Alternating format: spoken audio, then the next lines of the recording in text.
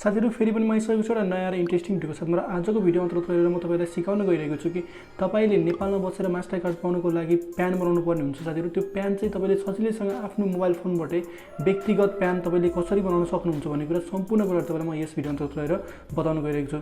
साथीहरु एकदमै इजी छ साथीहरु, तपाईले सजिलैसँग आफ्नो मोबाइल फोनबाट तपाईले नागरिक एपको युज गरेर तपाईले यो प्यान कार्ड बनाउन सक्नुहुनेछ है त साथीहरु। यसको लागि चाहिँ साथीहरु सर्वप्रथम तपाईले नागरिक एप डाउनलोड गरेको हुनुपर्ने साथीहरु। नागरिक एप डाउनलोड गर्नको लागि एकदमै सजिलो छ, प्ले स्टोरमा गएर तपाईले डाउनलोड गर्न सक्नुहुनेछ है त। र नागरिक एप डाउनलोड गरिसकेपछि तपाईले नागरिक एपको अकाउन्ट बनाउनु पर्नेछ साथीहरु। र यो नागरिक एप के हो, नागरिक एपबाट तपाईले कसरी अकाउन्ट बनाउने भन्ने कुरा सम्पूर्ण कुराहरु मैले अगाडिको भिडियोमा भनिसकेको छु र त्यो भिडियोमा आई बटनमा र तपाईलाई तर डिस्क्रिप्सनमा पनि त्यसको लिंक राखिदिन्छु। तपाईले त्यो भिडियोलाई हेरिसकेपछि सजिलैसँग नागरिक एपको अकाउन्ट पनि बनाउन सक्नुहुनेछ है त साथीहरु। त्यसपछि साथीहरु नागरिक एपमा तपाईले लगइन भइसकेपछि तपाईले यहाँ यस्तो खालको इन्टरफेस देख्न सक्नुहुन्छ साथीहरु। र सुरुमा तपाईले देखाएको साथीहरु प्यानको अप्सन देखाएको छ। यो प्यानमा चाहिँ तपाईले सजिलैसँग क्लिक गर्नु होला र प्यानमा क्लिक गरिसकेपछि तपाईले देख्न सक्नुहुन्छ यहाँ link your PAN with PAN number below and view tax detail भन्ने छ साथीहरु। यो हामीलाई पर्दैन। अर्को रहेको साथीहरु यहाँ रजिस्टर प्यान भन्ने छ। यो रजिस्टर प्यानमा तपाईले क्लिक गर्नु होला र रजिस्टर प्यानमा क्लिक गरिसकेपछि एप्लाइङ अफिस भनेको साथीहरु। र तपाई चाहिँ कुन चाहिँ राजस्व विभागबाट चाहिँ तपाईले एप्लाई गर्न चाहनुहुन्छ, तपाईलाई कुन चाहिँ नजिक छ, तपाईको नियर बाइ कुन चाहिँ अफिस छ त्यो चुज गर्नु होला। जस्तै म तपाईलाई यहाँ तपाईले विभिन्न अप्सनहरु देख्न सक्नुहुन्छ। काठमाडौँ छ, कलङ्की छ, कोटेश्वर, कृष्णनगर छ र साथीहरु मेरो चाहिँ यहाँ म हेर्दै छु साथीहरु। तपाईले आफ्नो जुन नजिक पर्छ साथीहरु त्यो तपाईले गर्नु होला टीएसओ कार्यालयको। र यहाँ देख्न सक्नुहुन्छ साथीहरु मेरो बर्दिवास साथीहरु, र मलाई बर्दिवास चाहिँ मेरो एकदमै नजिक पर्छ र बर्दिवासको म यहाँ एप्लाई गर्न गइरहेको छु है त। यसलाई के गर्नु होला, प्रोसिड गर्नु होला साथीहरु। यति गर्ने बित्तिकै तपाईको आफ्नो सम्पूर्ण डिटेलहरु तपाईले यहाँ देख्न सक्नुहुन्छ। र सुरुमा के गर्नु भने सिलेक्ट इमेज तपाईले यहाँ क्लिक गर्नुपर्ने हुन्छ। सिलेक्ट इमेजमा क्लिक गर्नु होला, चुज फ्रम ग्यालेरीमा जानु होला र चुज फ्रम ग्यालेरीमा गइसकेपछि तपाईले यहाँ आफ्नो फोटोलाई चुज गर्नुपर्ने हुन्छ। र त्यसपछि तपाईको नामहरु तपाईले पहिले नै यो नागरिक एपमा तपाईले सबै डिटेल फिल गर्नु भएको छ भनेपछि तपाईको नामहरु केही पनि हाल्नु पर्दैन यहाँ ओके। र यति गरिसकेपछि तपाई अलिकति तल जानु होला, तपाईलाई यहाँ अप्सन देखाउँछ आफ्नो टोलको नाम तपाईले यहाँ हाल्नुपर्ने हुन्छ साथीहरु। टोलको नाम जस्तै म यहाँ हाल्न गइरहेको छु ओके। तपाईले इंग्लिश र नेपालीमा तपाईले दुईटैमा टोलको नाम चाहिँ फिल गर्नुपर्ने हुन्छ है त साथीहरु।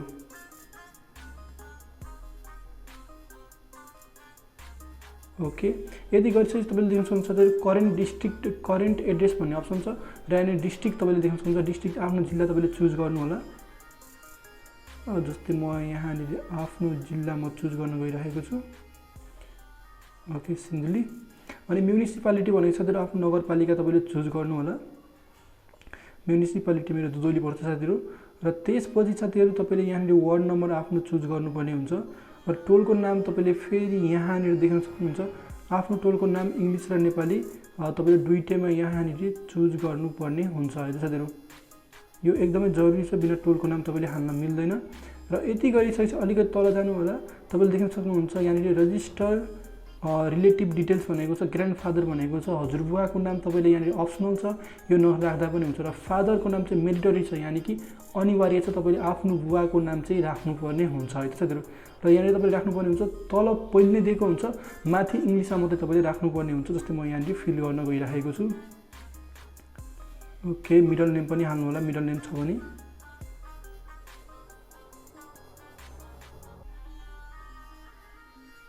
र साथीहरु यति गरिसकेपछि तपाईले यहाँ सिम्पली एकचोटी फेरि सबै कुराहरु मजाले चेक गर्नु होला र त्यसपछि प्रोसिडमा जानु होला है साथीहरु।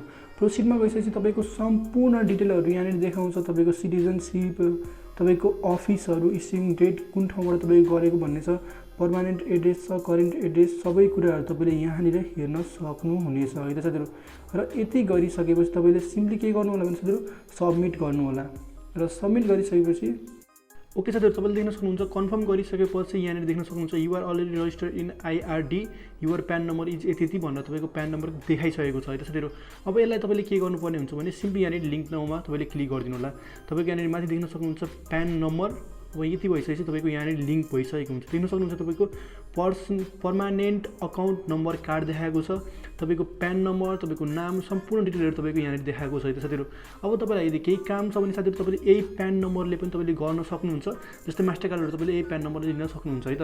अब यो त भयो हाम्रो डिजिटल कार्ड भयो।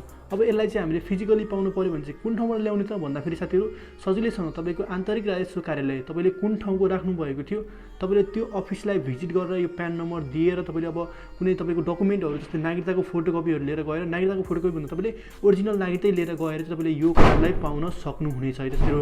यो एकदमै इजी छ साथीहरू, यति सजिलोसँग मात्र तपाईँले 5 मिनट पनि लाग्दैन साथीहरू प्यान बनाउनुको लागि है साथीहरू। अब तपाईँले आन्तरिक कार्यालयलाई भिजिट गरिसकेपछि तपाईँले प्यान कार्डलाई पाउन सक्नुहुन्छ। र मास्टर कार्ड पाउनुको लागि पनि एकदमै सजिलो छ। सिम्पली प्यान कार्डलाई लिएर ब्याङ्कमा जानुहोस्, त्यसपछि कुनै कमर्सियल ब्याङ्कमा तपाईँको खाता छ भने ठिक छ, खाता छैन भने तपाईँले खाता खोल्नु होला। ब्याङ्कको तपाईँको क वर्गको ब्याङ्क र ख वर्गको ब्याङ्कबाट तपाईँले यहाँबाट चाहिँ प्यान कार्डलाई बुझाएपछि त्यहाँनिर खाता खोलेर तपाईँले प्यान कार्डलाई बुझाएपछि तपाईँले मास्टर कार्डको लागि या भनौँ डलर कार्ड या भनौँ प्रिपेड कार्डको लागि तपाईँले एप्लाई गर्न सक्नुहुनेछ है त साथीहरू, जसबाट चाहिँ हामीले डलरमा कारोबार गर्न सक्छ साथीहरू। तो साथीहरू भिडियो यति नै थियो। तपाईँले यो तरिकाबाट चाहिँ सजिलैसँग आफ्नो प्यान कार्डको लागि, पर्सनल प्यानको लागि एप्लाई गर्न सक्नुहुन्छ र यो प्यान कार्डबाट तपाईँले सजिलैसँग मास्टर कार्ड पनि पाउन सक्नुहुनेछ है त साथीहरू। यदि तपाईँलाई यो भिडियो राम्रो लाग्यो भने प्लिज यो भिडियोलाई लाइक गरिदिनु होला। च्यानल अहिलेसम्म सब्सक्राइब गर्नुभएको छ भने च्यानललाई सब्सक्राइब गरेर छेउमा रहेको घन्टीलाई पनि दबाइदिनु होला, ताकि जब पनि म यस्तो खालको इन्ट्रेस्टिङ भिडियोहरू ल्याउँछु सबैभन्दा पहिले तपाईँ कहाँ पुगोस्। र साथीहरू तपाईँलाई केही डाउट छ भने तल कमेन्ट बक्समा गएर लेखिदिनु होला, त्यसको एन्सर म पक्कै पनि दिने नै छु है साथीहरू।